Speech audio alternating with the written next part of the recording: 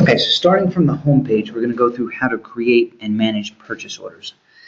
So purchase orders are managed from the Sales and Purchases menu, and you'll notice the breakdown here is you have purchasing on the right-hand side, and we're going to focus today on this one particular menu item, purchase orders. So when we drill down into that, there's a sub-menu here where we can manage all the information associated with purchase orders, starting with this first link, which is called Purchase Order Assign. So for one thing, if you want to enter your own purchase order numbers manually, you can. In fact, normally during the implementation stage, when users are entering in historical information, if you want the purchase order numbers in Visco to match the purchase order numbers that have already been entered into another system, that would be a good time to do that. There's another window that appears up here, text box basically, where you can enter those purchase order numbers. Otherwise, most people just allow the system to create a purchase order number for them, just sort of numeric. If you want to copy from previous orders, you can. In fact, you have a few different ways in which you can copy from orders. You can copy from a previous purchase order. If it's similar to a purchase order you've done in the past, you could actually copy from a sales order. You could copy from a quote, something that you quoted out to a customer. You could copy from an offer, which is a term for a supplier quote to you, or you could copy from what we call a deal, which is essentially a direct shipment. In this case, I'm just going to copy. I'm not going to copy anything. I'm just going to copy. I'm just going to create a brand new order. So first step in doing so is selecting a vendor. I'll choose a vendor ID from my list of vendors here. Now notice this trader or buyer is filling in automatically. That's because we've set a default trader at the vendor level, in which case this comes in automatically. If either you have not set that at the vendor level, or this particular purchase is going to be done by someone different, then you can change that here at the order level. And let's select a destination or a general destination where we're going to be shipping this purchase to. Let's say it's going to be shipping to Houston. And then now, if everything's going to be shipping together, you have the opportunity to enter the expected shipping dates here. Let's say this one's going to ship out in May. We'll receive it in June. There is an area, so this would be a single shipment associated with this purchase order. Those are the dates. If there's going to be many shipments, there's another area in the system, which we'll get to on the next screen, that allows you to manage those shipping schedule, manage multiple shipments associated with the same order.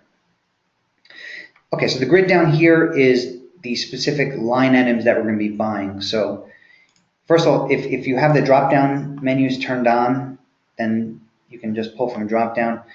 Otherwise, you're pulling from a scan. It'll bring up your list of existing products, and I'll select one, let's say in this case, 6-ounce tuna portions, at which point it allows me to enter quantity. Now, one note about the quantity, you'll notice this eye icon appears here. This is customizable. The default setting shows you available quantity currently in stock and also any available quantity in transit. Some other available options here, we could break out the inventory by warehouse. So each warehouse is listed separately. We could give you total quantity that's on purchases that have not yet shipped. We could even be more specific and drill down into individual lot numbers. So if you want to see the specific lot numbers available, we could do that too. And other things as well. But let's say we want to create a new purchase order, 40,000 pounds. And let's say we'll purchase it at $3 a pound in US dollars. So note on currencies here, you can customize what currencies you buy and sell in. There's a table where you can manage those. And what will happen is each night, the system will download an exchange rate, a default exchange rate from each of those currencies back to your base currency. So when you create a purchase order in a foreign currency, it'll pick up that default exchange rate as of that day, and it'll use that. Now, you do have the opportunity to manage the exchange rates manually, so you can go in and update that exchange rate on that specific transaction later on if you wanted to. Like if you buy the currency at a later date, for example, you want to update the exchange rate on that specific order, you can do that. You can assign a ship-to address, a specific ship-to address on this purchase order if you wanted to, as opposed to just sort of a general destination that you're giving the vendor. You can give them a specific ship-to address instead if you want to. So I'm going to click assign. That's going to assign the order number, which you see appears up here. And then we have a screen here where we're managing the rest of the details related to this purchase order down below. So in the information, you've got who's buying it. Now notice this preparer, that's going to fill in with the user ID who's actually doing the data entry work. In this case, my user ID is Visco, so that's why it's filling in with that. So it's going to keep track of specifically who created the order. It assumes today's date as the purchase order date. We can enter a different date here if you want to. At this point, if you want to adjust the vendor or billing address, you can. The manufacturer, so you can link, if you're buying from so there's sort of two different levels to the purchase. There's the person you're buying from, that's the vendor. Then you can assign a manufacturer as well. So if someone else actually produces the product or produces the material, you can indicate who the manufacturer is as well. And it'll sort of track that all the way through the supply chain. So you have, when the inventory is brought in, you sort of have both parties here. You have the vendor who you purchased it from, but also who originally produced it. Even all the way through the sale, that information is available every step of the way. There is the ship from location. Again, you can set a default at the vendor level so it knows this is coming from China, and a default transport days. So when we add new shipments, it will expect the difference between the ETD and the ETA to be 30 days automatically. We already said this is shipping to Houston, and then if the vendor gives us a confirmation number, we can indicate that here, and we can reference that later on, their order number. Price and remarks is an area where you can update discounts, apply additional charges. Notice the payment terms came in automatically. It's because those are set at the vendor level. We can adjust them here at the purchase order level if we wanted to. And then if you're buying on letter of credit, you have the ability to reference your LC number. You can report on that later or search based on that later on if you want to. Now the system does create a purchase order document that can be sent to the supplier. And there's a default template associated with that. And there can be default text that appears here. But any remarks or comments that you wanted to add to that, you can enter here, and then those will show up on the actual purchase order document. The line details. So this is where the specific line items will all be listed out, what products you're buying, and also as well as the shipping schedule is listed here too. So in this case, we said it's 40,000 pounds of tuna, and it's a single shipment shipping out in May, and we expect to receive it in June. One of the things kind of important to understand about the purchase orders, there's really 3 different levels here in which you can manage information. So there's the purchase order header. That's the level I'm on right now.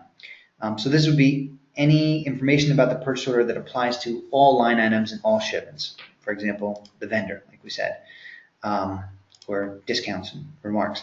However, you can drill down into specific line items and manage details specific to that line item. So let's say I drill down into the tuna. We can indicate remarks or comments that's specific to that line item. It might be different than remarks that apply to the entire purchase order. There's package markings. That's coming in from the product level. By default, we can manage that here at that line level if we wanted to. You can apply discounts or additional charges that apply to this specific line item. The vendor's product name. So if the vendor calls the product something different, you can indicate that here. That's actually, you can set up these defaults at the product level too. But if the vendor has their own product code, or maybe they prefer to see the line items in a different language or something, that can be managed from here. And then you can also manage the shipping schedule. So initially we said it was going to be 40,000 pounds, a single shipment. Let's change that and say instead it's going to be 20,000 pounds. The initial shipment will be 20,000 pounds, and then we'll create a second shipment for another 20,000 that's, say, going to ship out a month later, and we'll receive it a month later. So now the third level, if you wanted to drill down, and now notice we're at the line level, you can drill down into shipment level information as well. So let's say the second shipment for 20,000 pounds that's shipping out a month later is going to be at a different price. So I'm going to drill down into the shipment level, right? And we'll adjust the price on this specific shipment. Let's say because the market conditions have changed or whatever, the second shipment's going to be at a slightly higher price, $3.10 a pound. So even though it's still part of the same purchase order, the same line item on the same purchase order, we can have two different prices. So I'm just going back up to the header now, and if we click into this, you can see, so we've got the line item is here, and then two different shipments at two different prices. Other details you can manage about the purchase order would be, say, documentation. So if you wanted to upload and attach documents, you can drag and drop them in here, or you can select from files on your computer and you choose what type of document it is. So this list of document types is customizable. You can manage that. Let's say this is a vendor confirmation, and I'll save that. So now it's kind of saving any documentation that's specific to this order is being saved right here. So I'll click done, and that's the area where if we wanted to go back in later on and make changes to that purchase order, that's done from the purchase order preparation screen. Now the system, as I mentioned before, it does create a purchase order document that's designed to be sent to the supplier. I'll click here and generate that. If you're working with PCs, then the default setting is that we have the documents go out to Excel first, where if you wanted to manage information in Excel, you can. So you want to update some comments and things like that, you can manage it in Excel. And then click the email button, which converts it to a PDF and attaches it to an email. If you are running in a Mac environment, then we typically go straight to PDF. But you could still email from there, print from there. If you click proceed, that'll save any changes that you might have made in the Excel document. Otherwise, if you click cancel, then it just brings you back into the system itself. It's not going to save any changes. So that's creating, managing the document. You can email from there. As I said, you can print from there. And then there's a status associated with purchase orders that we call confirmation. So initially, when the purchase order is created, maybe we've sent it to the supplier, but they haven't confirmed it yet. Once they do, you'd come into this screen and issue, and that's just going to basically keep a record of the fact that it's been confirmed. Now it can either be, you can use this status to reference the fact that it's been confirmed by the vendor, or if you have an internal approval process on purchase orders, it can be used that way instead. So it's just going to basically take this purchase order and change the status from not yet issued to issued. The other thing that happens at that point is now there's an audit trail around any changes that are made. So let's say that supplier comes back and they need to update quantity or update a shipping schedule. We'll click into this link here, purchase order change, and hang on, let me grab the one that we just created, which is this one, and we're gonna make a change here. So if you need to change header level information, like change the vendor, for example, you click into this link here. But really, most of the changes that happen on orders are probably line level, or line specific. So that would be like changing pricing, shipping schedules, quantities, that kind of thing. I'm going to, let's say, change the shipping schedule. And initially, they said they were going to ship out on May 15th. Let's say it's going to be 2 weeks late. Instead of being on the 15th, it's going to be the 29th. And then we were going to receive it 2 weeks later as well. And we can explain why. So we'll click update. It'll save the change, and we can explain why we made this change as well. So let's just say delay in production. And done. And now what will happen is anytime after that change is made, if we want to go back into the history, we can do that. Click and change here. Notice it's going to create a new record. So it tells us this user made a change on this date. If we click into the details, it shows a specific as to what that change was, and then also my explanation as to why. So every single change creates a new change record, and you would list, you'd see the list here, each one is sort of listed separately, explains the user, the date. If you click into the details, it's the specifics on what the change was and that user's explanation as to why. So audit trail around all the changes. In fact, if you wanted to give access to either like a shipping agent or even the vendors themselves, you can give them access to, say, change the purchase orders, and you have a history around that. That can also trigger email alerts to come back to your internal users to notify them that a change was made and what that change was. A couple of things about purchase orders. They're link here to cancel a PO. You can cancel it anytime up until the point it's shipped, at which point you can no longer cancel the PO unless you cancel the shipment first, then you can cancel the PO. You can update the exchange rates. As I said, if you're buying in a foreign currency, it'll pick up the default exchange rate as of that date, but you can modify the exchange rate here if you want to as well. An email from here, the system will allow you to email. You can email more than one purchase order at a time, and it sends the email through the system, but you have to send them to the same contacts. That's the only thing. If you have any other questions about purchase orders, I'd suggest just calling our support line, and anybody else can walk you through that.